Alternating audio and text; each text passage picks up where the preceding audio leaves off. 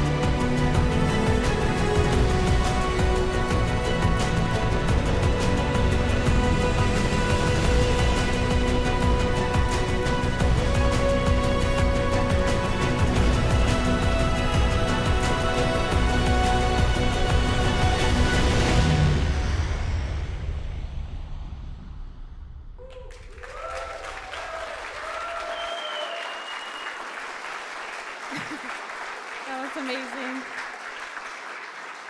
Sebastian Degai, everyone. Let's have another round of applause for Sebastian.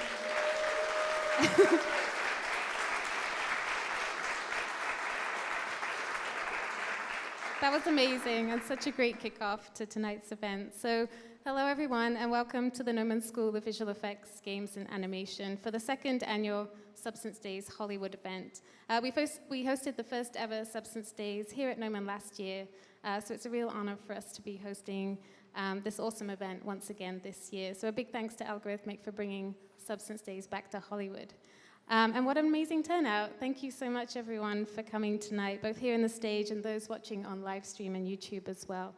For those watching online, we actually have a special treat for you. If you'd like to share the live stream or YouTube event URL on Twitter tonight using hashtag Gnomon, that's GNOMON, Algorithmic will be selecting one lucky winner at random at the end of tonight's keynote. So you will win a 1-year subscription to Substance, so that's access to the latest versions of Substance Designer, Painter, B2M, and Source for 1 whole year. So that's super awesome, and get tweeting if you're watching online tonight. We have more prizes for stage audience tomorrow, so make sure you come back tomorrow for that. So it's such an incredible opportunity for us to have so many of the Algorithmic team here with us this weekend. I believe there's around 18 of the staff here this weekend, which is amazing. So super excited to hear direct from Algorithmic founder and CEO Sebastian de Guy in just a moment too. But first I'd like to invite our games education lead here at Gnomon, Anton Napiarala, up to the stage to say a few words ahead of Sebastian's keynote. So Anton is right here. Thank you, Lynette. As Lynette said, I am the education lead for our games department here at Gnomon. I'd just like to thank Algorithmic for their partnership with us and continued support. You know, we couldn't do it without you guys. Substance suite of software is such an important part of the outstanding and award-winning work that our students do. And I'd just like to say that last year, this time at Substance Days, I talked to Sebastian and Alexis, and I said how excited I was that Substance and Algorithmic were such a big part of all of the projects that our students did coming through the games program. And a year later, I'm really happy to say that we're now adding Substance training to our entire program for all of our students. So it's just such a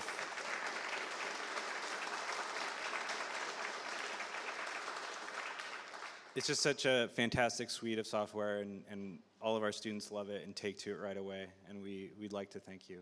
So anyway, not to be too long-winded, it's my great pleasure and honor to introduce Sebastian de Guy, founder and CEO of Algorithmic. Well, thank you.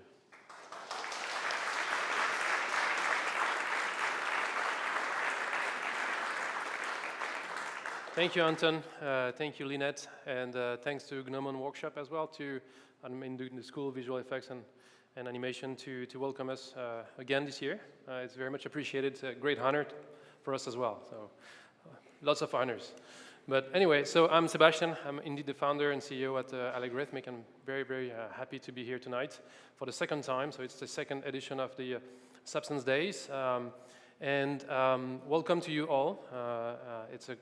It's amazing to see you all here tonight. And again, like a few words about what Substance Days are. It's a thing dedicated to the community of substance users or abusers, but dedicated really to the people actually producing stuff with substance. We produce the tools, you guys produce the content, and it's actually very, very good to see what you guys have been producing. We'll see more tonight, obviously.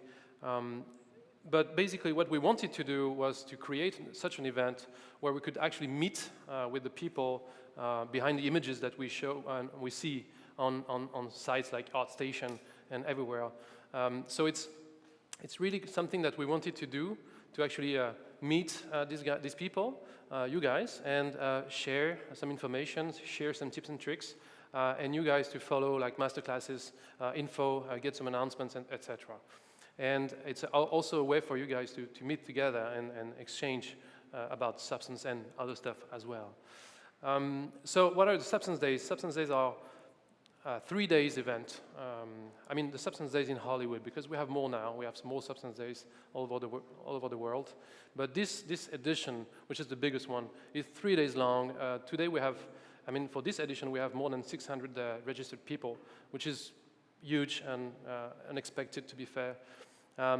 We have 7 conference sessions tomorrow that are free for the people to watch, either here or via the live stream on YouTube, and also 6 masterclasses. So the masterclasses have been taught yesterday and today, and it's basically for professionals to learn more of like very advanced stuff and tips and tricks from the actual most advanced substance users on the planet.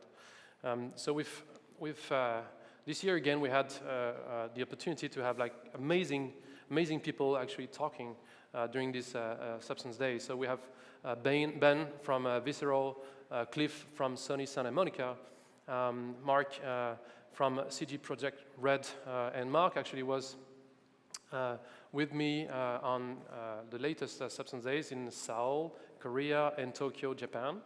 And his talent is amazing. He's in the room somewhere. I've seen him. And Scott DeWoody also here will be presenting tomorrow from Gensler. We'll have the chance also to have Charlene from the Mill. I will show some stuff, and you've seen the Kia commercial with the whale hunting boat.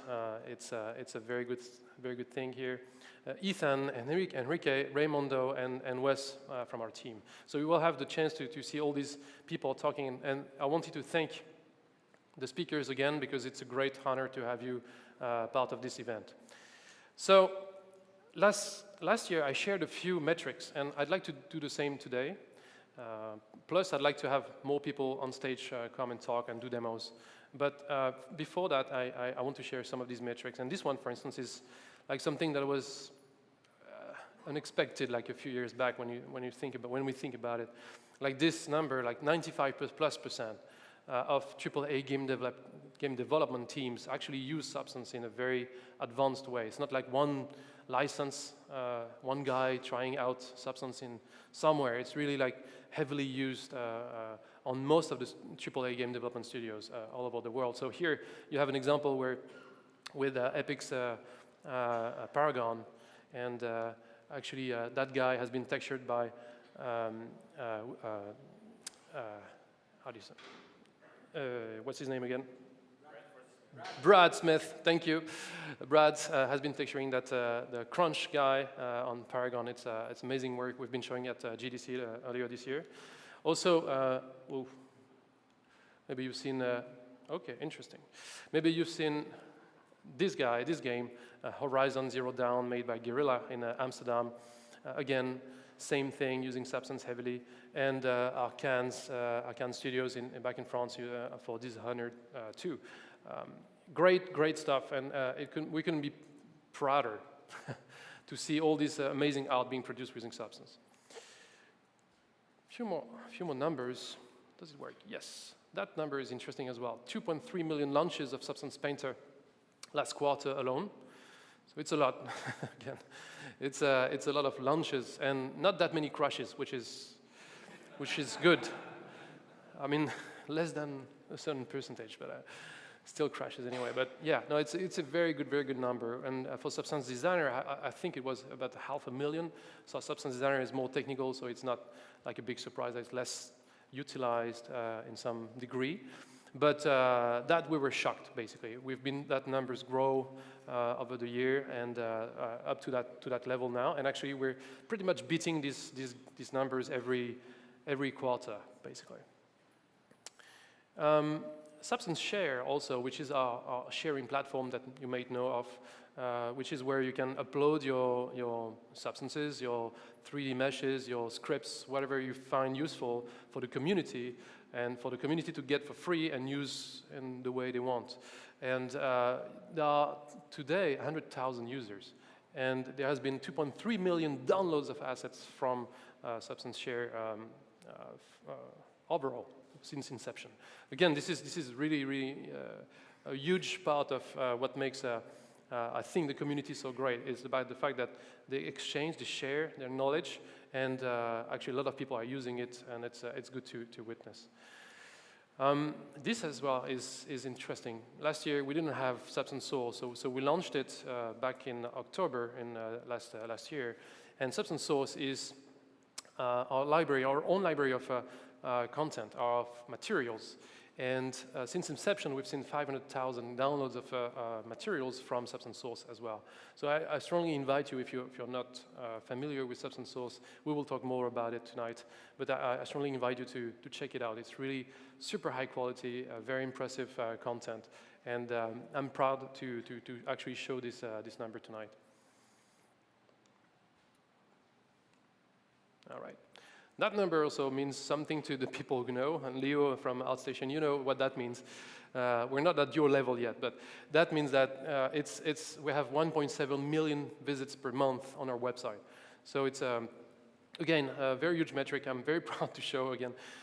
Maybe these are numbers for me only to show good stuff, but yeah, it's really impressive. That means that a lot of people are actually coming to the website and get some information. This is why we want to put so much focus on all the information you can find on the website, like all the tutorials, but as well as all the experimentations that we do, like for scanning materials with a smartphone, for instance. You can go to our website and learn how to actually do that and ship that. And it's not only Substance related. It has to have some sort of a link with Substance, but not always. It's not always. It's not mandatory. So the more info we can put on our website, the happier we are.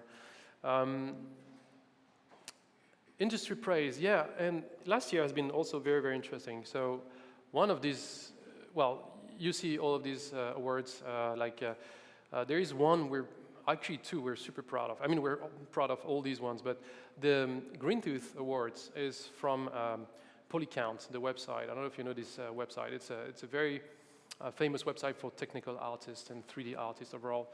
And they decided on, like, well, we should give awards for the first time, and they called it the Green Tooth Awards. And we got 2 out of I think it was 5 or 6 categories, and we got 1 for the best company. Best tool provider, and also got 1 for actually that guy here, Wes McDermott, who will be talking later, for exceptional polycounter.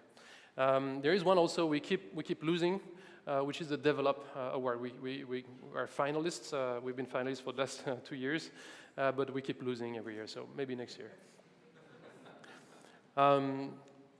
Yeah. So this is interesting also, and for all of us here. Today, about 250, a little bit more than 250 universities and like Gnomon school are actually teaching Substance. And today there are about 15,000 students being taught Substance. So that means that the industry can count on people knowing Substance when they get out of school. This is very important. So because if you're actually setting up a pipeline and using pipeline in that Substance in that pipeline, you're pretty much sure to find proficient people with Substance in the years to come. And on top of that, last year, if you remember, we launched this free edition for the students for personal use. And it worked out well because we have today 30,000 free student licenses and 2,000 free teacher licenses as well. So it's a lot of people actually being trained, learning how to use Substance. And it's a good news for us, obviously, but it's a good news for studios and creators alike, so that you're sure you can find proficient people. All right, so time for first announcement. We realized with all these free licenses for the students that at some point, when I've been a student myself, so a long time ago, but basically, when I went out of school, I had no money, I was broke. And we know it's the case for a lot of people. The thing is, we've seen a lot of students coming to us and say, well, I've been using this free license, but now I haven't still found a job. I would like to still keep going with it, but I don't have the money to actually acquire the tool. So we decided to do something special, which is what we call the after-school offer, which is basically half the price for like the subscription for the Substance Indie, which is, by the way, the same version as the Pro. There is no difference in the versions, in the tools themselves. So we decided to say, well, it's half the price for the year after you just graduated. So if you're a student, you can benefit from that like right now or when it's ready. I hope it's ready. But it's we wanted to launch that tonight. So that's the first announcement I will make tonight. All right. So you know our past is really into games, and we come from like the game development community, and most of our users are game developers. That being said, it's last year when I was presenting the number, actually the first number I showed you, like 95%. Last year is 85%, so I was super proud already. So now it's 95%, which is good. But last year I was telling, well, we expect and we hope we see the same kind of growth in animation and VFX industries. And this year it actually happened. We are seeing a lot of studios, VFX and animation houses using Substance in a heavy way. Like Anton was saying, basically it's spreading, and that's a good thing. And we've seen like teams like Double Negative in London using Substance for Assassin's Creed, the movie, not the game, the movie. So this, for example, the Animus has been entirely textured using Substance Designer, I think, and I'm pretty sure actually. So this is one of the first movie AAA like type animation VFX work that has been using Substance heavily. And I have a few more shots. Oh, sorry, no. And also on Logan, if you've seen it, the bullets here are CG. The bullets in the arm are CG, and they're textured with Substance. Obviously, you don't see much, but it was a good feeling to know that Substance had been used on that. Also, you've seen that commercial, and it was a Super Bowl commercial for Kia Motors, done by the mill here in Los Angeles, by Charlene actually. And the boat was actually textured using Substance, so that's Substance Painter in that case. So we are fortunate enough so that we have this screenshot of Substance Painter in use. Also, sorry about that. Also, these guys from Real Time UK have been using Substance. Also, you've seen it in the trailer at the beginning for this cinematic game cinematic for war robots, and again, that was beautiful work. And also, you've heard of that demo, I guess, from Unity called Adam. It's a new type of pipelines for producing film content using a game engine. And obviously, when you're using a game engine, you're sensitive to the real-time feedback. And so the more you use game inspired techniques for creating your assets, the better it is when it comes to FPSs. So we're very happy to see Substance being used again on the main character here. I have a few screenshots to showcase this for Substance Painter. And so that was for animation VFX, but that's not the only thing that has been the only field, sorry, that has been adopting Substance. Actually, we've seen adoption in other fields like architecture and design and industrial design. And this is a good example here where I could have shown many, but you have seen a few in the video at the beginning. This image by Ibrahim Saad for an architectural environment has been made using Substance again. So like, I invite you to look at our website and see the kind of details you can put on all the materials to make it look basically real. One more example is this guy. This shoe has been done by Tommy Schumann in Germany, and this is the type of thing that we're seeing like more and more in the industrial design. So textures and materials are useful for all applications, not only games, not only entertainment, film and VFX, film animation, but also for industrial design, architecture, many fields. So it's spreading, and it's interesting to witness because it's going like wildfire, because basically these guys, they are interested in the way game developers make their games. So they start using the same tools and same pipelines, so we're part of the tools from the game developers, so they naturally use Substance. And next year, I guess, we'll be able to show way more of these examples here, and that's going to be interesting. There are many things in the work. Again, for the film, like currently, the number of like AAA production using Substance is very high. So that's very nice. All right.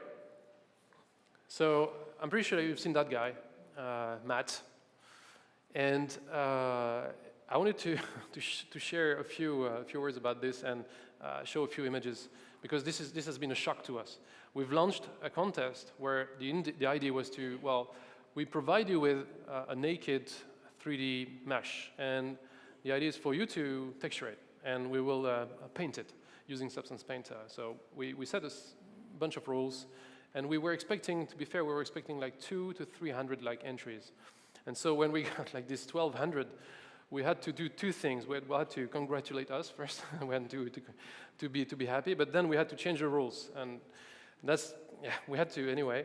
We had to change the rules because there were not enough like prizes. There were the quality of these entries was so high. We had to like give away more prizes because it was really impressive, and also we needed more time to actually analyze all them and select the winners. So the winner is actually this guy here by Gabriel Dorazio from Brazil.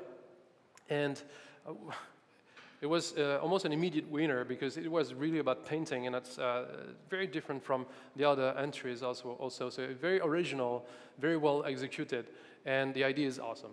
So we loved it at first sight. And actually the jury, who was totally independent, so we didn't talk about it. Pretty much all of us put that guy in the first position. So that was beautiful, beautiful work by Gabriel.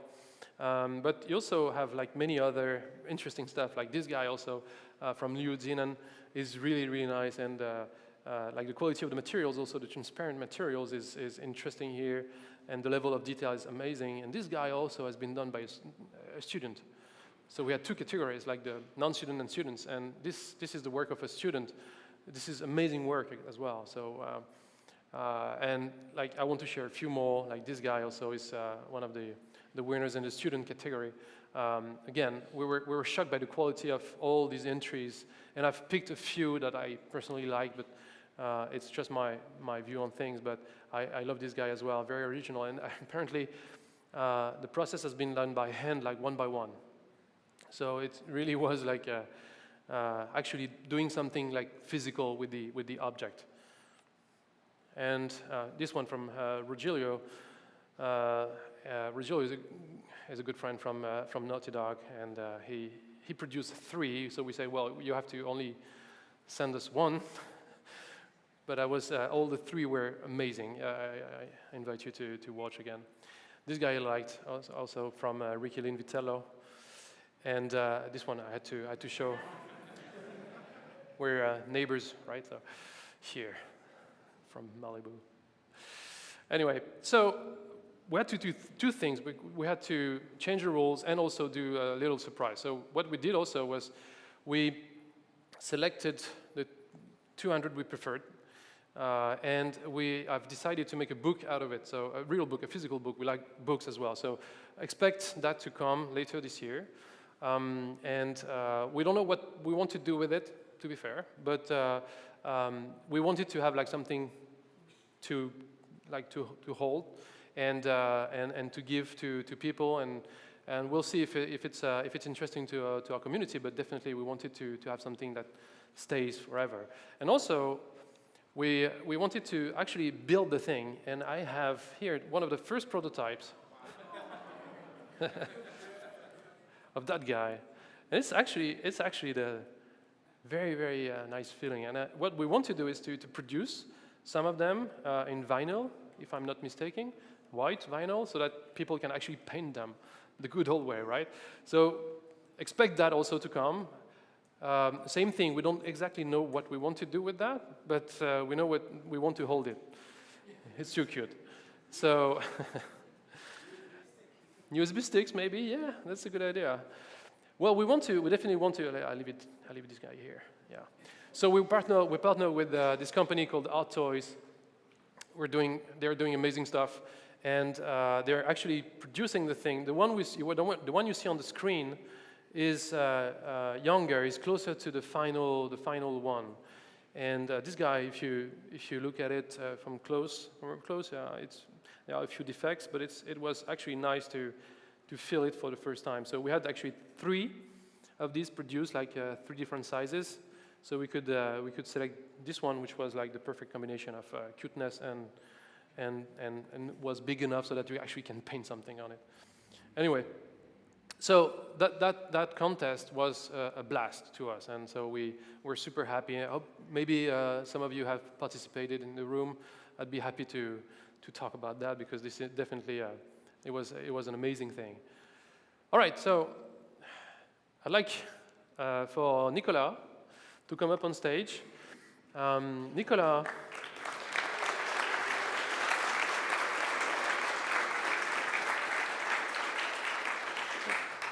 Thanks for him. Nicolas is a product manager for Substance Source, and we'd like to share a few words about Substance Source, where it's coming from, where it's going, and Nicolas has an interesting background he will tell you, so you want that? Thank you. Sure. Okay, afternoon everyone.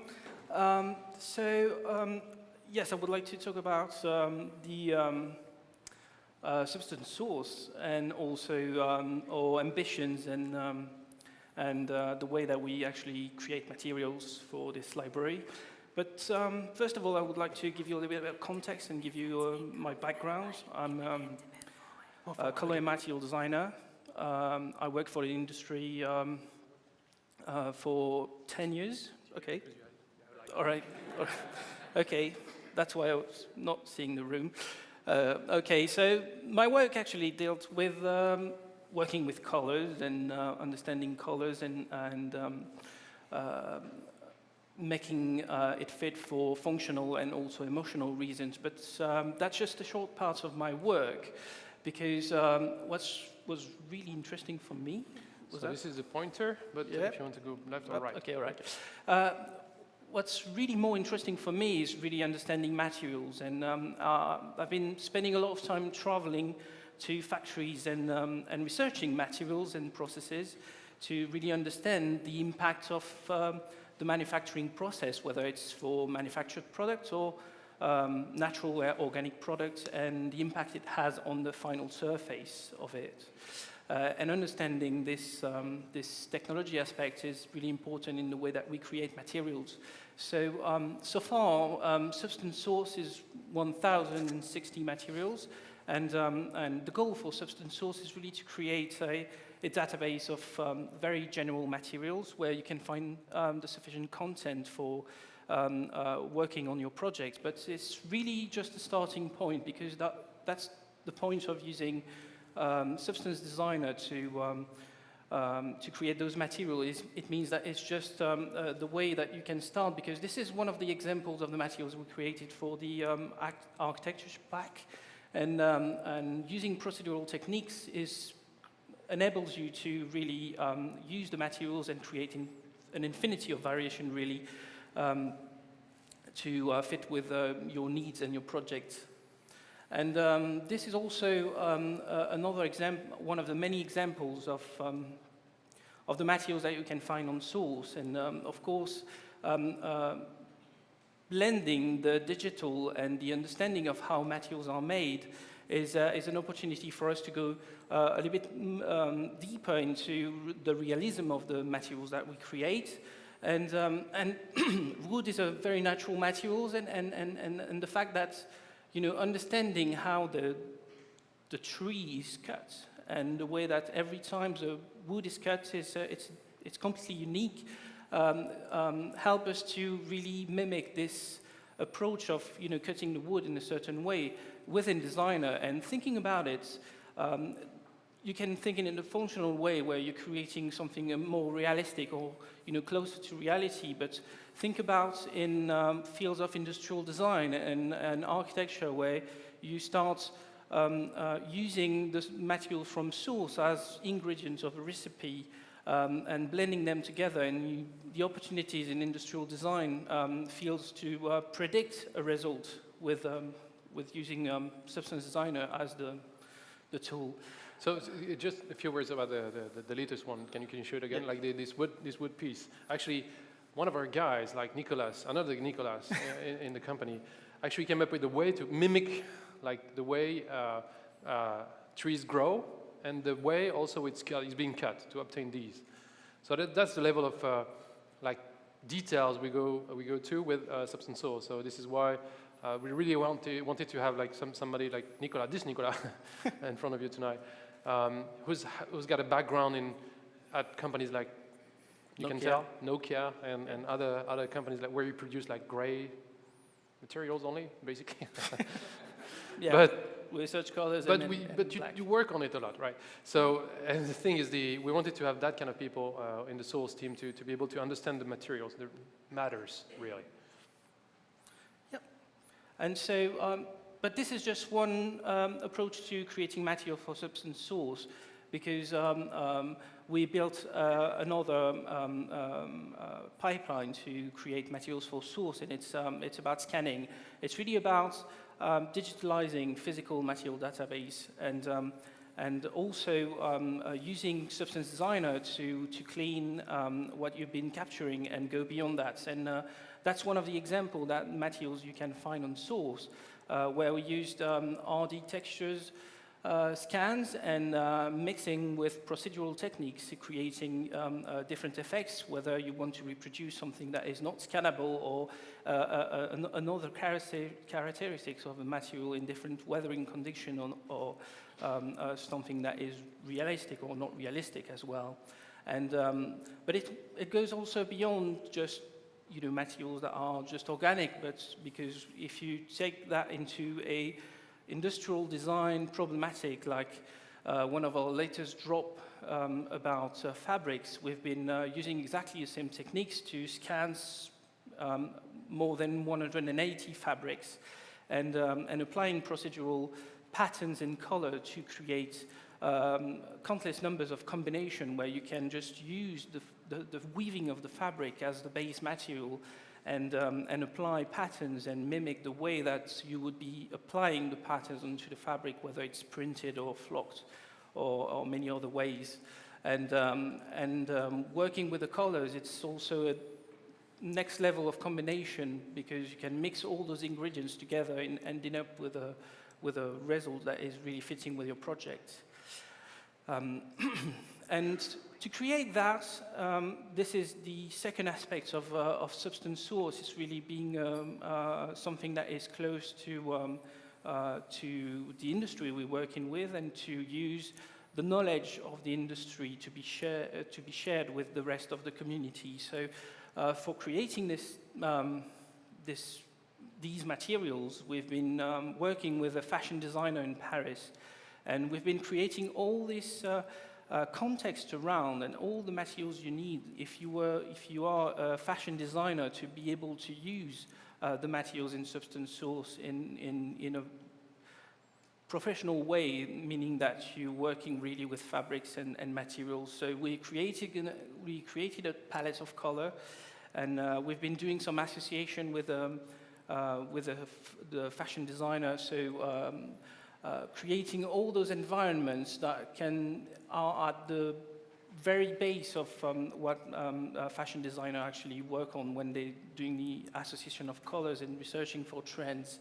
And we've been pushing that to the next level as well, working with actual suppliers of materials, scanning their fabrics and working on actual projects, creating garments with them.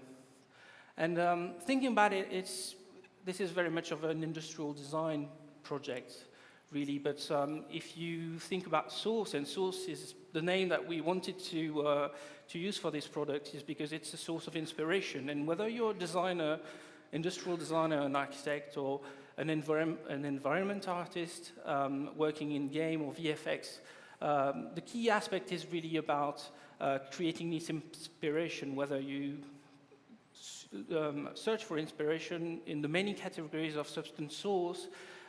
You just need some input and some materials, and that's one of the first things that we wanted to create, and it's actually, we did it a couple of months ago, was to share with the community all the inspiration we could have from game industry, but also from industrial design, and believing in the fact that people can be inspired by very, very different fields of work. And we ended up creating Matter Shots, which is the channel on Instagram where we post some inspiration images from various materials, whether they're just surfaces or products, and we believe this is something that people can actually use and pick to get inspiration or build mood boards for their different projects.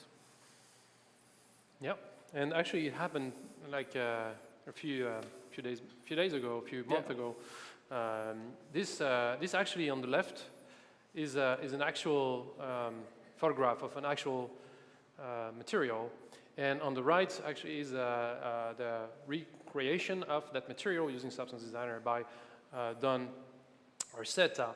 So it actually sparkled something, and we had an idea, well, what about doing maybe a new contest involving Substance Designer and Mattershot? So it might come in the future. You might want to look at that. It might come in the future. So Substance Designer-centric contest plus Mattershots coming soon. So thank you, Nicolas. Thanks. And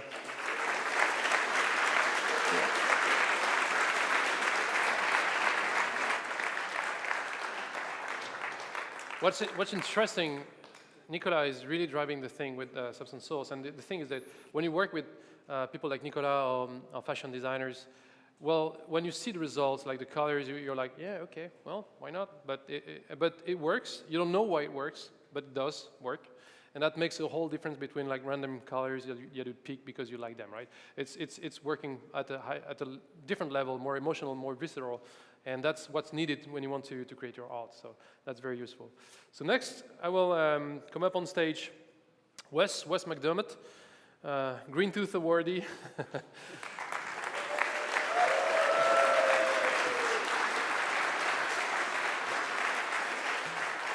You're a star. Very well deserved. He will be talking about a few things, Source and Substance Painter related. So. Up to you. Thanks a lot, everybody. It's awesome to be here again. Substance Days, Gnomon. This is a really cool venue, so it's always great to visit.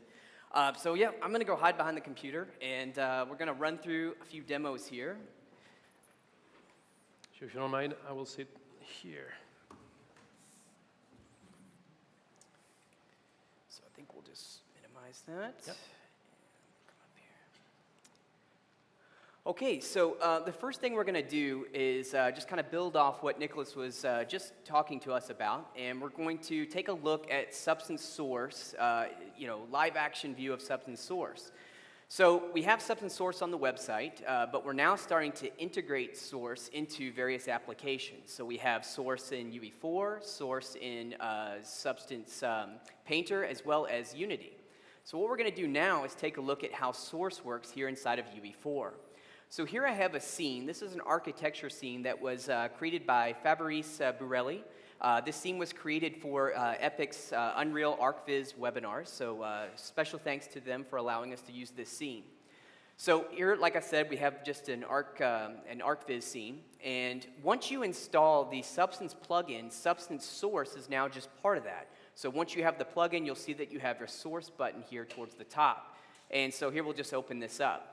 Now, before we really get started here, I also want to give a special shout out to Dan Stover.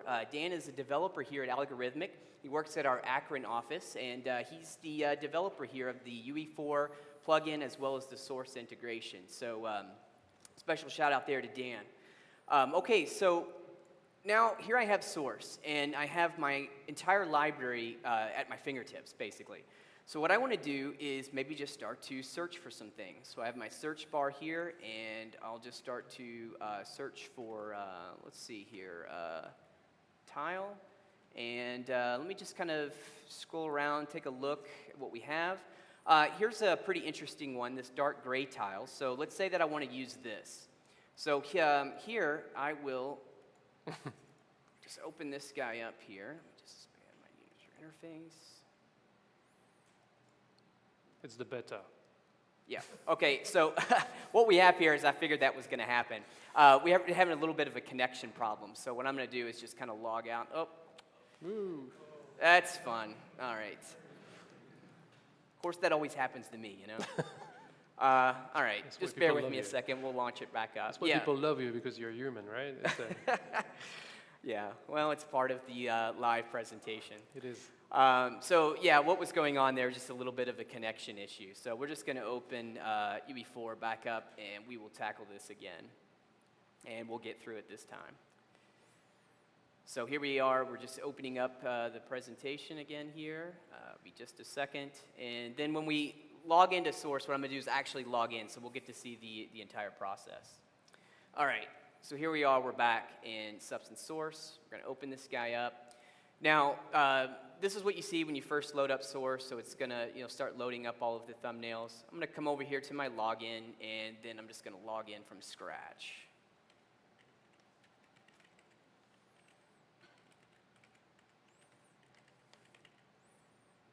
And I've got my secret password. We have the longest company name ever. Yeah. I'm actually super proud of it again. All right, so let's do this again. So let's say I'm starting to look for tile, and we'll come through here. And like I said, we want to do the dark gray. So Still doesn't show up. oh yeah, Oh, there you go. So here I'm going to just take a look at the, just kind of a quick overview of what this looks like. And you'll see I get a view of the material, I get a view of my maps, just like you're used to inside of Source. And so let's say I like this, I want to use it, so I'm just going to click download here, and then instantly here in UE4, the material's just placed here within my content. So now I'll take this material and just drag and drop and just add it right here to my scene. And so since this is a substance, we have all kinds of properties that we can work with. So let's take a look at some of the properties we have. So first thing, I'm going to set this up to a 2K resolution. Now I need to adjust my tiling, but before I do that, I'm actually going to change my pattern selection here. So to start, we've got this square. I'm actually going to change this here to basket. And then I can just scroll down here where I have, well actually instead of basket, let me do diamond. It'll work better. So here we have where I have diamond tiling, and I can actually just start to adjust this here. And here we'll go just a little bit more. And just save that property and bring this down. And so now you can see just that quick, we have a material that we just grabbed from Source, integrated it right into our UE4 scene, and we're ready to go. Of course, we could always just open Source back up and just browse again for any other type of materials we want. But as you can see, it's really quick, fully integrated here into UE4. Again, just a reminder, it's part of the Substance plugin, so it's not a separate download. So next up, what we're going to do is take a look at how Substance Source is going to work inside of Unity. So here, I have Unity open, and what I'm working with here is just the Atom demo scene file. So if you wanted to, you can actually grab these on the Unity Asset Store. So once you download the plugin here, it's going to be an actual package. You'll see we have a menu option here at the top for Substance, and here I can just choose to open up Source, which is going to open up this Source window for me. So again, just real quick before we get started, I want to do another shout out here for Josh Green. Josh is actually new with the company. He's also at the Akron office, and Josh is the developer here working on Substance Source. Okay, so what I'm going to do in this case here is I'm just going to come over to a category this time and look at metal, and just going to scroll down, see what I can find in here. And I think there's one that's pretty cool. Let's see where this guy is. Here, we're going to go with this guy. So again, you can get a view of what the material looks like in a rendered state. We'll click this button here, and here that you can see what the maps are going to be. So once I've decided this is great, I want to use this, I'll click my download button here. And it's already been added to my Unity asset folder, so you can see it here. So now I'm going to take this metal floor, just drag and drop it right here into my scene. Again, it's a substance, so we have full control over everything that we want to tweak here. So first thing I'm going to do with this guy is come over here to my tiling, and let's see, let me just do some tiling on this guy. Actually, It's too much. Yeah, a little too intense there. There we go. And here, let me just kind of zoom in to the floor here a bit so you can see this here. All right, so now you can see that we're starting to add this material to our scene. Let's just kind of scroll down here, and we've got some parameters that we can change. So here I might change this section here to this hexagon, and let's see, I've also got my middle pattern tiling that I can change here. You can see it's all completely interactive. Add a little bit of age onto here if I want to, and so on. So again, you can see it's really quick to be able to just jump into Source since it's integrated into Unity, grab the material that I want, work with it directly here inside of the interface. So that's going to be a look at Substance Source as we're starting to expand it into being able to use it directly in the products themselves. Like I said, we've got UE4, Unity, and Substance Painter as well. So next up, we're actually going to look at something new. And while I set this up, Seb, do you want to talk a little bit about Yeah. the link and I can do everything? that. So this is the, by the way, the plugins, they're coming. I don't think they're out yet, but they should be coming soon out. It's actually a great way. Like I was talking about architecture, for instance. For architecture, UE4 is very used actually, and so having the ability to load up your scene directly in UE4 and try out many materials from source is a very, very good thing, I believe. Are you good to go? Yep, good to go. Okay, so a new thing that we've talked about, I think we talked about this last year, right? Did we no. not? Okay, we've talked about it somewhere, I'm pretty sure. Maybe. But We do too much of that. yeah, so what we have now is a new plugin that's part of Substance Painter. So you'll see underneath here I have my plugins, I have this new Unity link. This has actually gone live, I think it was today. You can get Yesterday, it on, yeah. yesterday. Yeah. It's on Substance Share, so if you go to the plugins, you can see the Unity link plugin. So you can download and work with this today. And what it does is it establishes a live link between Substance Painter and Unity. So you have the plugin you install here inside of Painter, and then inside of Unity, you import it in the package, and now you're ready to go. So for example, I've got the Atom mesh here, and if I want to send this over to Substance Painter, I can just right-click, and there's a Send to Substance Painter option. So what this will do is send this mesh over to Substance Painter, and of course you'll see all the texture sets. These are all the materials. And so now what I can do, if I just come over here and I just start to paint on this, so here I'll just add just a detail into here. And so what you'll see here is it just updates instantly in Painter as I'm working. So here in this case, I've got Painter and I've got Unity working side by side. Let's just make something else here. We'll Can we come get in. turn around like play mode or something? Yeah. Play it into here. So yeah, we Make can it even work walk. here while we're playing. So we've got a little animation here as we're working. Come back over here to Painter. And we'll put a new detail into here. Can I play the art director asking for modifications in real time that you can actually do this time? Yeah. Okay, can I take my French accent for being the art director? Yeah, of course. It Okay. has to be. I can do Has my to super be. French, super sick French accent. So can you make it more the yellow more yellow, please? Or the yellow part more red? Can you make it red? Yeah. Okay. So here I've got one material that I've already been working on. So I'm just going to disable this yellow material There you here. go. Oh, And that was too easy. So can you do something more tricky, please? More complicated? All right. Yeah. Oh, you get the idea. Yeah. So now here you can see we've just got a live link that's established here between Substance Painter and Unity, and you can move back and forth pretty quickly. Another thing that's pretty cool about this plugin is that you can actually pick this up after the fact. So say what happens is the Substance Painter project gets saved, and then so if you close Painter or you close Unity, and the next day you pick it back up, you can send this back over to Painter, and it's going to pick up the Substance Painter scene that you had before. So you don't lose any work or anything like that. It works great. It's a very seamless workflow. And so one of our developers that worked on this is in the audience here today. His name's Jeremy Booney. So just a nice shout out to Jeremy. Excellent work on the plugin. So that's going to be our Substance Painter. We'll look at this new link. One last thing that I kind of want to describe with this is you'll see that once the plugin is enabled, as you can see here, you get a new icon up here, and then also we have the ability to pause the live link and enable it once again if you need to. Awesome. All right, so next thing that we want to take a look at is the Anchors demo, right? Yeah, the new thing.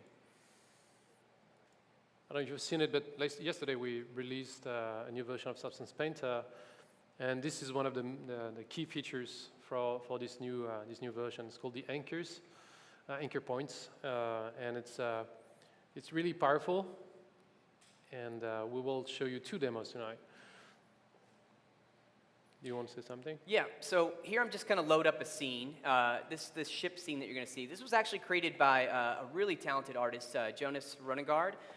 Jonas makes a lot of the alphas, and we've licensed several of those here that you see in Substance Painter. So in the hard surface, these alphas here were created by Jonas. So here, I'm going to show just an example here of this ship. So let me just select this engine texture set, and I'll solo this guy. So if you saw the video tutorial, I kind of showcased this the other day, but I'm just going to show it one more time, and then we'll just kind of briefly talk about it in case you haven't seen it. So here we have this paintable mask layer. This is just a standard paint layer, and what I'm going to do, just disable all these channels, and I'm just going to paint just a pure like white value on this guy to make it look kind of a bit cooler than just using a soft alpha here. Let me come over to my brushes, and I'll grab this Dirt 2 brush, and I'll just increase the hardness here. Okay.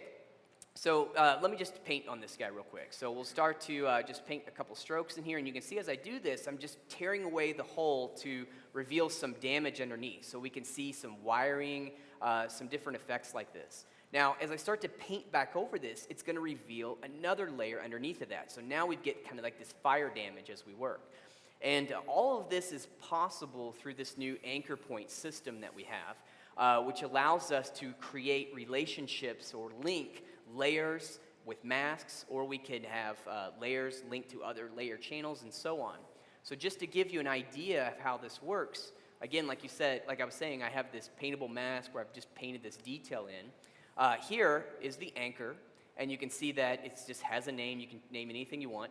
We have this references, and as I highlight or mouse over these references, it highlights the layer that's affecting it. So for example, let's take a look at the wiring. So if I just click on that wiring, it's going to jump here into the layer stack, the mask fill effect that's utilizing this anchor. So basically, we have an anchor that's painting, and here we have a mask that's part of an effects stack, again, that's creating this mask. So on this mask fill effect, you can see that it's using the paintable mask anchor referencing the base color channel. What you can also do is vary the level adjustment to this as well, so it can help you to get different types of effects.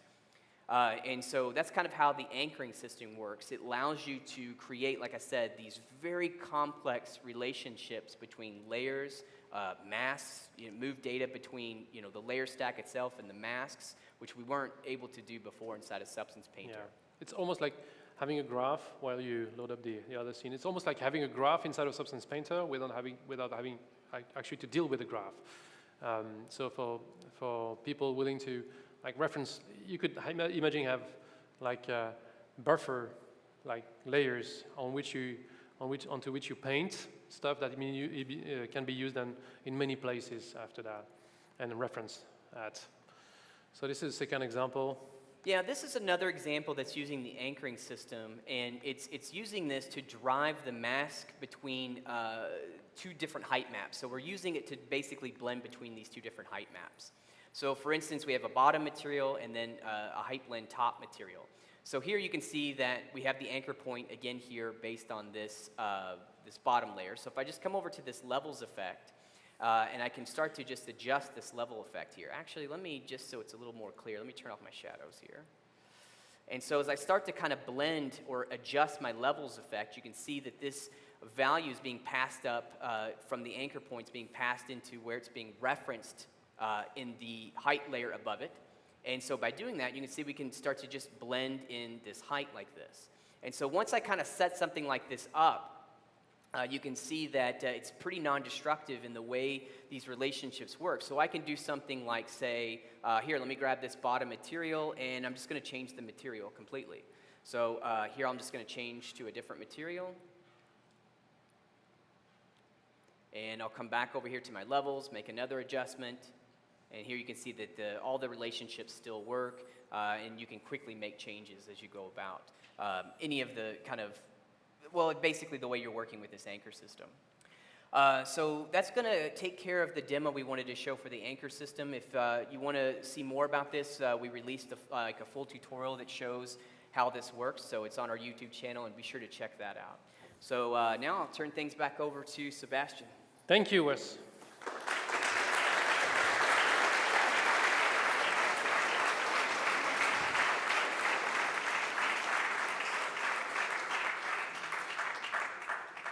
That was a great demo. All right, so that was for Substance Painter. Substance Designer, we won't have any demos, but I wanted to show you two things. I mean, one thing, but two examples of one thing, which is something that will come up with the next iteration of Substance Designer, non-square, scalable, fully scalable noise functions. And this is something the other Nicolas I was talking about, like with the wood thing and the full volumetric wood noise, came up with as well. And of course, it's tiling. It's still tiling, whatever you do with it. So that was actually pretty complicated to achieve. But he made it. So I have two examples here of non-square, scalable, fully scalable noises, and that will come into the next version of Substance Designer. That will be super helpful, I bet. All right. So then I'd like to introduce a new package, a new toolkit. And we call it the Substance Automation Toolkit. It's a very technical thing, so bear with us. We will have to show a bit of code and stuff. And I will ask David, the product manager for the Substance Automation Toolkit, up on stage. David Larson. Hey, everyone.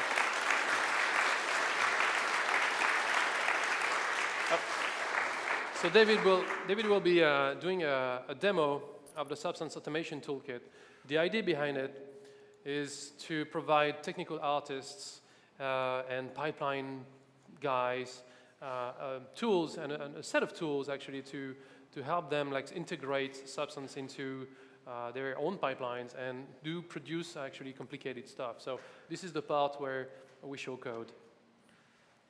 David. Yeah, so what I'm going to do here, I'm going to show some of the features of the Substance Automation Toolkit. And while all these applications are launching here, I'm going to start talking briefly, give you an overview of what it is. So it's essentially a Python API for doing pretty much everything you can do in Substance Designer, which open up some really nice and interesting abilities to create stuff using Substance.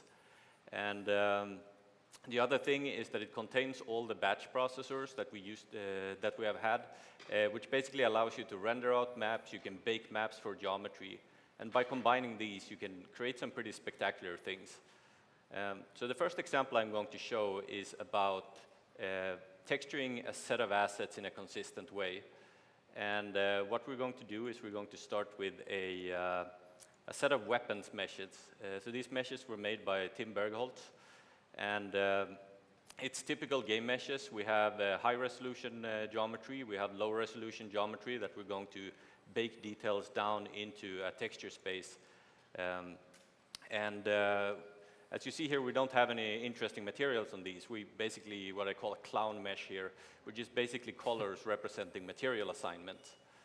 And in order to make this process a little bit easier, I have actually built a simple GUI on top of the Substance Automation Toolkit. So let me start that. Oops.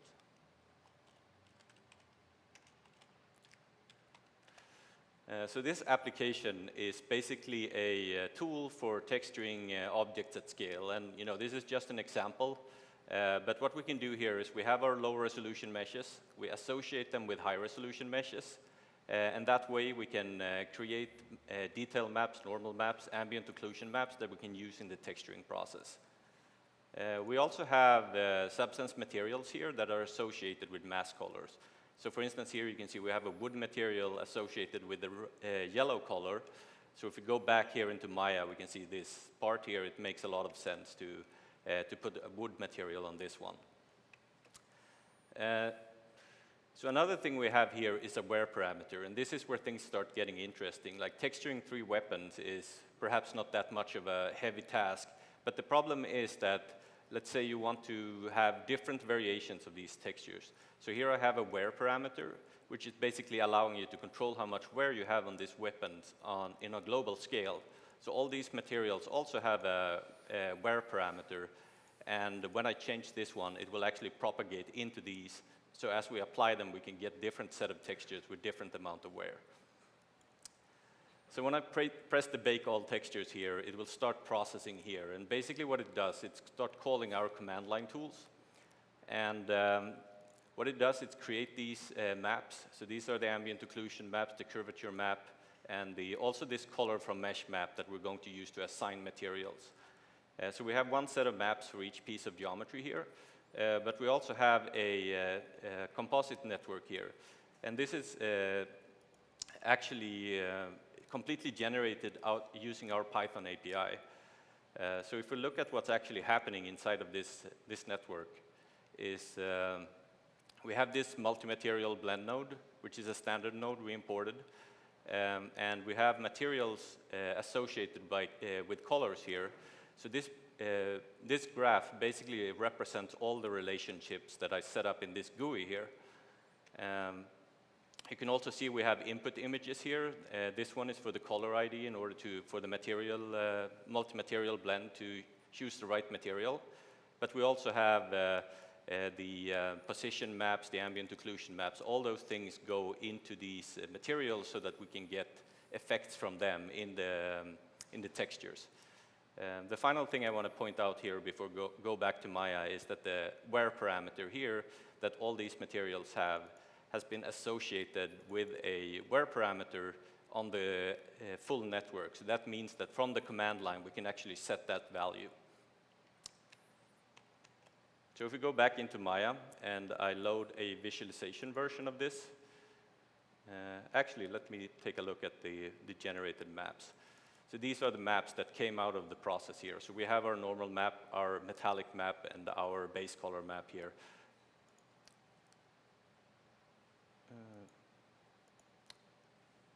So here we have our weapons, and now they have textures on them. But again, like the point here is not necessarily the texturing I actually did here, but how you can iterate on this. So for instance, if someone says, well, you know, I don't want the wood to look the same, you can go in here and reassociate it with a new wood. And then every object you have that is associated with this color will have their wood updated. You can also go in and change the where, for instance. So if we set this one to 1 instead, and then we rebuild, it will go in and reprocess all the textures so that when I come back into Maya, I can see the updated result. So for instance, as an example, if you have 50 rocks to texture, and maybe you want to use the same geometry for 2 different levels with different styles, you can easily set up scripts that automate the texturing process and generate different maps for different levels.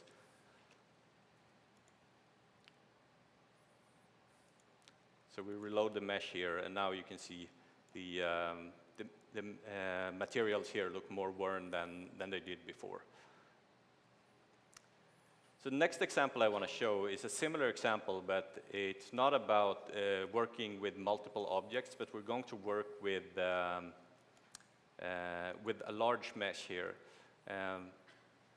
So here we have a robotic arm here, and as you see, the materials, they look messed up because it's the same thing. We have color assignment in order to place the right material on the right place. So it's a mesh that has been done by Leo Riberol back in France, and it's actually a very large mesh that you've seen maybe in the video at the very beginning, where it's the robotic arm of that woman. And it's a beautiful piece of work, actually. And so these are the UDIMs. Yeah, so that's the problem with this mesh from a texturing point of view. We have 26 different UDIMs to produce textures for. And obviously you can go in and paint it, but using Substance Designer and the automation toolkit, we can actually try to automate this process and generate unique textures for each tile, taking in consideration what material is on it and also the geometry-related details.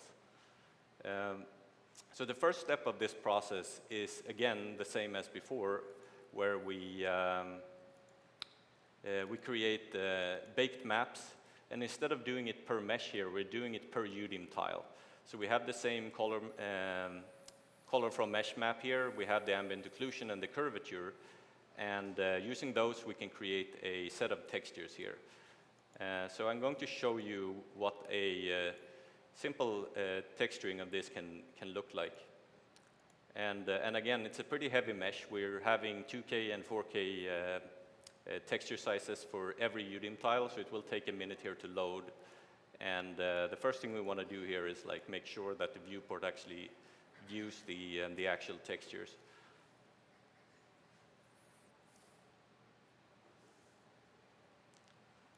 Give it wake up. So here we have our object with the textures. The problem here, we can't really see the details because the viewport can't visualize the full resolution. So what I'm going to do, I'm going to open Arnold, which is a production renderer that can actually work with these UDIMs and show them in full detail.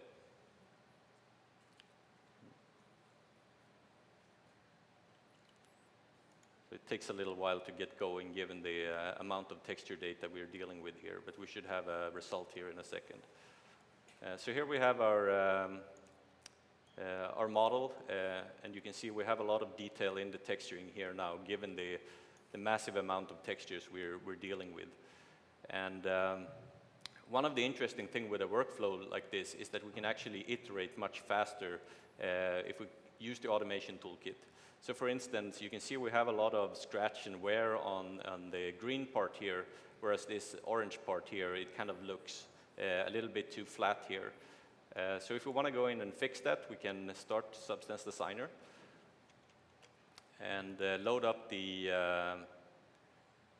material network that we use. So here is the ARM assignment material network.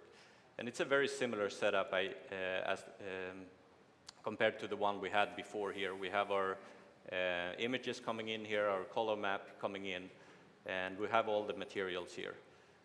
So we're going to get ourselves a mesh that is representative, that we can actually edit the parameters for this material. So we can add a little bit of dirt maybe, and also go down and add wear to make it more consistent with the rest of the materials here. So when we have done this, I'm going to save the updated material here. And check Maya first. And we can go back into our command prompt here, just a second, and I'm going to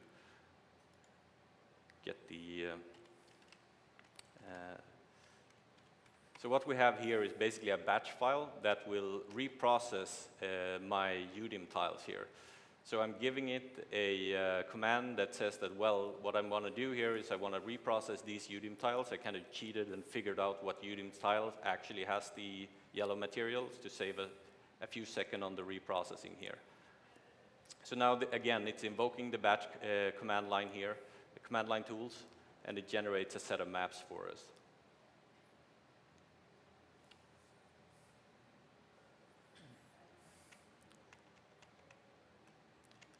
So let's go back to Maya here and see if I can get the new maps into the viewport.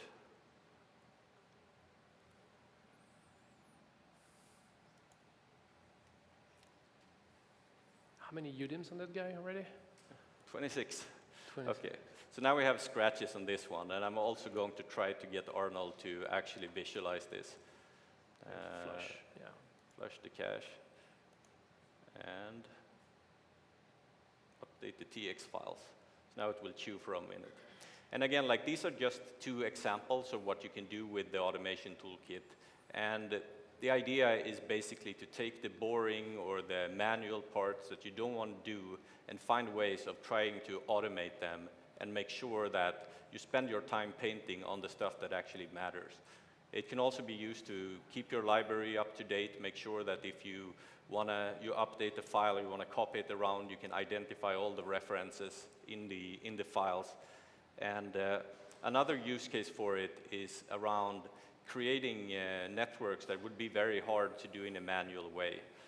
So I'm going to show you an example of a type of network that is very unlikely that anyone would actually do by hand. And using the Python API, you can actually build these things. You have the opportunity to create and iterate and create literally thousands of substance nodes. So what we're seeing here is a reaction diffusion filter. And this is obviously something no human would ever want to wire up themselves. And it actually takes a little while for Substance Designer just to be responsive. So there we go. So here you can see all the way down here we have Substance designer nodes that are wired up together. And the interesting thing with this is this actually shows how this is not only about automation, but it's actually something that opens up creative opportunities working with Substance. So if we go to some example of what came out of this process here, it generates some really nice images. So let's, whoops, slideshow mode. So here we have some examples of what this reaction diffusion process can create. So here's the Substance logo going through some diffusion. And when it gets really interesting, it's actually when we show the animation of the diffusion process. So here you can see it actually moving, and we rendered out multiple frames here. Yeah, it's advecting. What is happening is there is a process that's generating all these evolving things, and they're currently advecting actually the input pixel colors from an input image. Here there are still images, but you can imagine applying this onto videos as well, and I think it's the next one. But it's basically a way for, okay, so this is the one, you want to look at the waves, yeah. It's creating these trees, interesting things, living things. Anyway, so you've seen in the Substance Automation Toolkit, two things I want to say. Thank you, David, by the way. Yeah. First is, well, I will round of applause for David, maybe.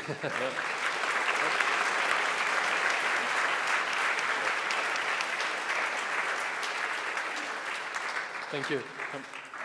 So two things. The first one is you understood like the principle behind it. You have a toolkit, so it's a set of command line tools, Python API, documentations, whatever, plugins and all. So it's something that is really dedicated to like technical artists and pipeline artists, so that they can manage a lot of data. And if you have lots of assets to tweak and change like one material off, you can do that like in a snap with this. Or if you have like huge assets, and I believe this is part of the secret behind Double Negative in London, texturing the Animus for Assassin's Creed, the movie, where it contains loads of pieces, and it was a way for them to actually accelerate the texturing process, right? So you can either use this for this, use this tool for this type of application, but also for creative things like reaction diffusion algorithms are iterative processes. So you don't want to actually create these nodes by hand. You want to use a loop, right? So it's very easy to create a loop using a Python script.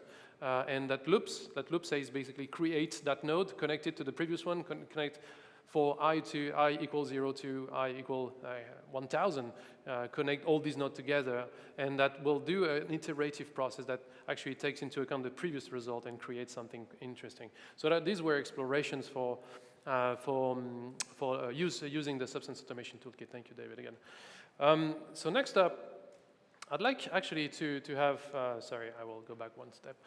Have Tammy up on stage, and we're almost done, by the way, so food is waiting for us, I guess, food and drinks. So Tammy is the chief scientist at Algorithmic. First, welcome. Thanks.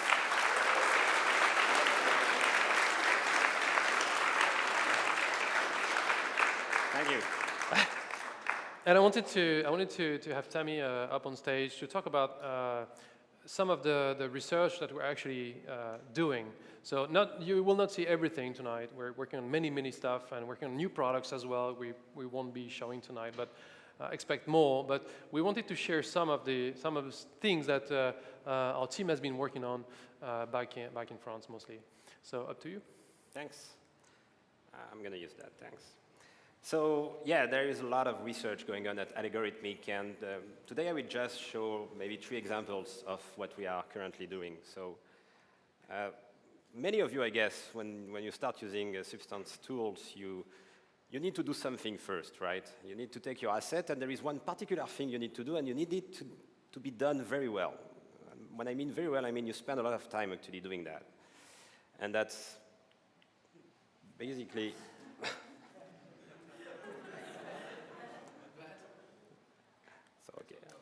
I guess. How do you do that? Never used. All right, this is one. So Thank you. left and right. Okay, thanks. Sure. Yeah, the one thing you actually need to do is creating UVs, UVing your assets, and that takes a lot of time, and one reason for that is that computing UV coordinates for a surface is an extremely complicated problem. Actually, in the academic world, I'm a professor in my other life. In the academic world, this is a topic of interest for more than 20 years, and still no one has really completely solved the problem so far. So our scientists are actually working on developing a robust solution based on state-of-the-art methods to enable high-quality surface mapping, basically computing UV coordinates in a very stable way so that when you work on defining seams on your meshes and you spend so much time in organizing all the layout of your UVs, in exchange, our tools would actually provide very high quality and stable way of unwrapping it. So I'm going to show you a small demo.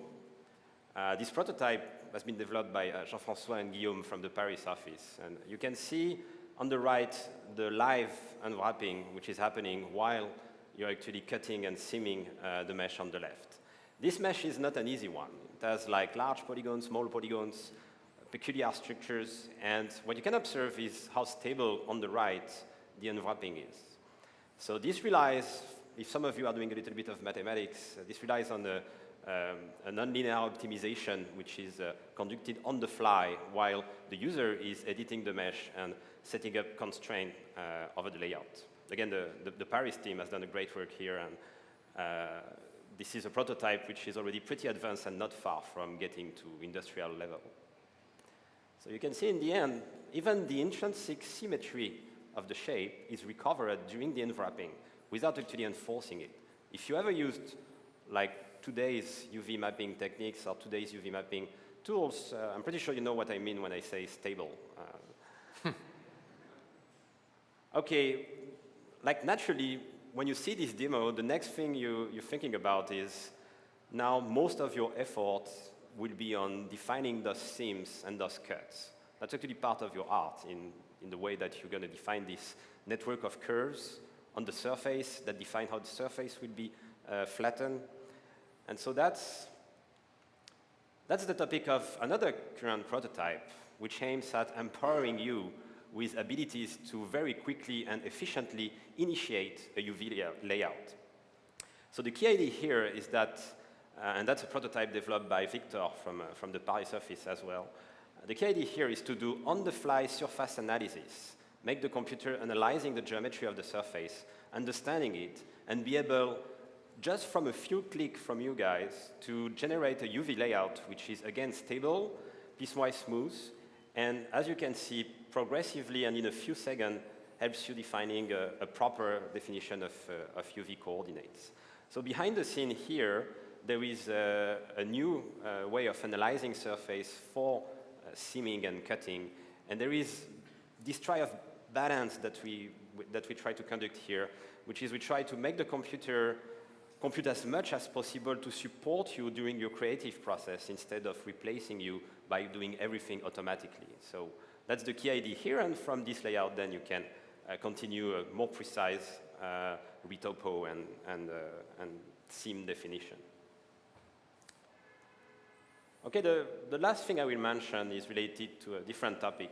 So all the materials you define, of course, in the end, they appear on screen by being lit by some light source in your scene. And it's very important that you access, during the content creation phase, high-quality, real-time rendering with realistic light models to like light your surface and understand how your model will react in front of complex light setup. So what you're seeing here is a current prototype developed by Gaël from the Clermont office, which is basically combining two state-of-the-art techniques. One is area lighting, so basically being able to not have point lights, but full regions of geometry that emit lights. And there have been some recent state-of-the-art results which are really nice, but so far they cannot account for shadowing effects. And area lighting is nothing without good soft shadows, right? So what Gaël is doing here is basically defining soft shadows with a an evolution of what's called variance soft shadow mapping. And basically, this is running real time on a standard GPU. And you can see how both the first bounce of light is properly accounted for from the area light, and also at the same time how smooth the shadows are appearing behind the model. So these were 3 examples of what we do in research, but obviously we have a lot of scientists at Algorithmic. Actually, Sébastien is a doctor. Our CTO, who's somewhere here, is a doctor as well, Cyril. I'm a doctor. We have plenty of doctors. We could do a hospital or something like that. And so among the other things that we cannot share right now, but we'll share soon, obviously artificial intelligence is one of the things we are working on, and how this means something for materials, and it actually means a lot for material design. That's it for research. Thank you. Thanks.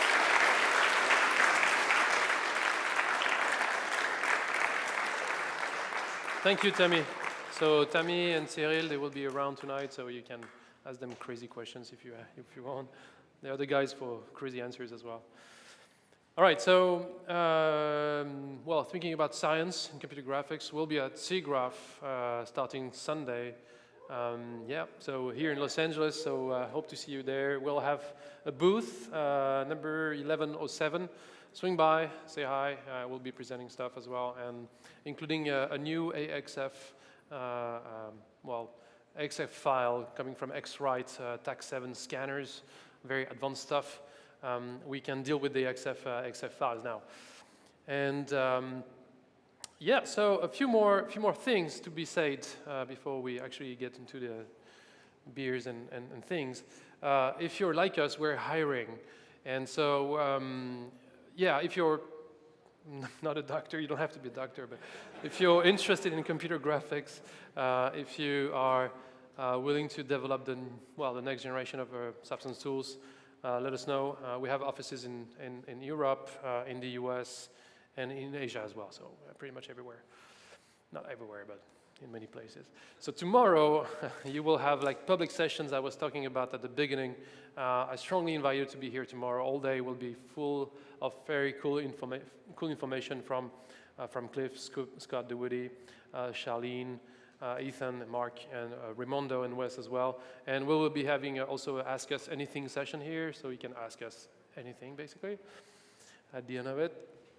I forgot to say something, by the way, about the Substance automation toolkit, the very geeky thing with code in it. It's basically, it's meant for, like I was saying, the high and the technical artists and pipeline guys. And it's not a free product, but we decided to make it free for, if you are indie subscriber, we decided to make it free for you guys. So it means you can geek out, try out things, including the creative things or the less creative things. So please feel free to use it. There is an expo that's opening up tonight called the Art of Substance 2. I strongly invite you to check it out. It's amazing, the level of, level of art you can see there. It's super high quality. It's something really touching actually to witness. Also, we'll have like the second edition of this book called the PBR Guide that has been like quite successful actually. We have the second edition, and Wes, who's the author, can sign it for you if you want that. It's available for $10. Last year it was $5. It's $10 now. It's a super good business. Anyway, so before concluding, one more thing. Oh, sorry, I forgot about this. You will be able to play Injustice 2, like just outside. We'll have like a battles, and it will be interesting to. We'll be projecting the thing on the wall, so it'd be fun to play. So this, and actually one more thing, I wanted to say. I wanted to do that. I've always wanted to do this one more thing. I'd like to invite Leo on stage, and I promise.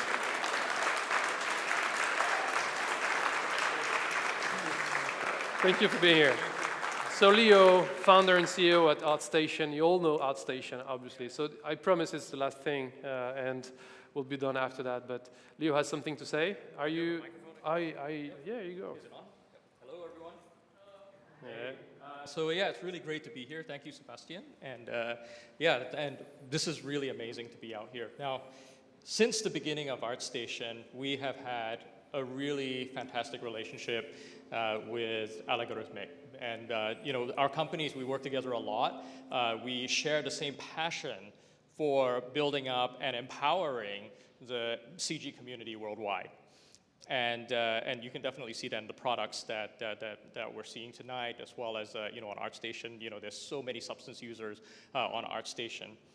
So one of the things that we did together last year was we enabled Substance users to be able to publish artwork directly to ArtStation from within Substance Painter and Substance Designer as well, and that's been going really well.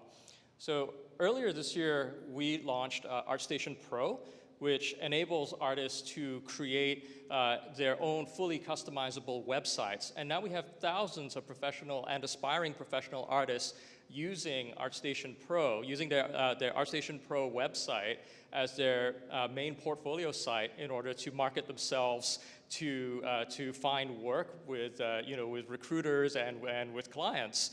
So we have a really great promotion that we are going to be announcing tonight and launching in the next couple of weeks, which is that we're going to enable all Substance subscribers to get access to the full ArtStation Pro feature set for free for 2 months.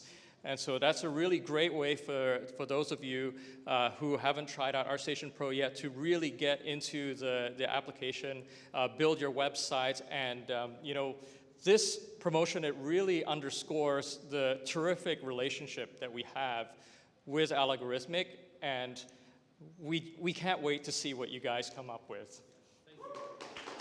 Thank you.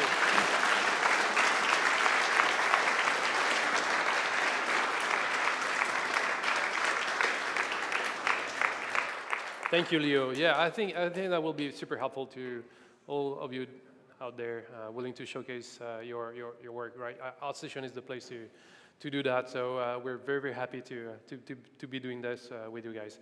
All right, so that's done. Thank you, guys.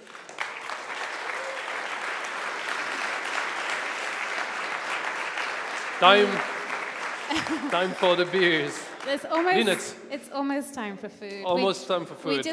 We actually have a couple of things. So we found a cell phone. So don't go, check that you've got your cell phone, because if you don't have it, we have it. And I wanted to announce the winner of the online prize as well. So Zach Tate. True. Zach Tate on Twitter, handle @Zach_Tate. Please email us at events@gnomon.edu and we will hook you up with that. Is there anything else? Yeah, I wanted to tell you, we've had around 600 people watching online tonight, which is pretty awesome. So yeah, I think that's a record so far, so that's really cool. And yeah, we'll be offering, if anyone is new to Gnomon tonight, we'll be doing a tour around the campus around 9 p.m.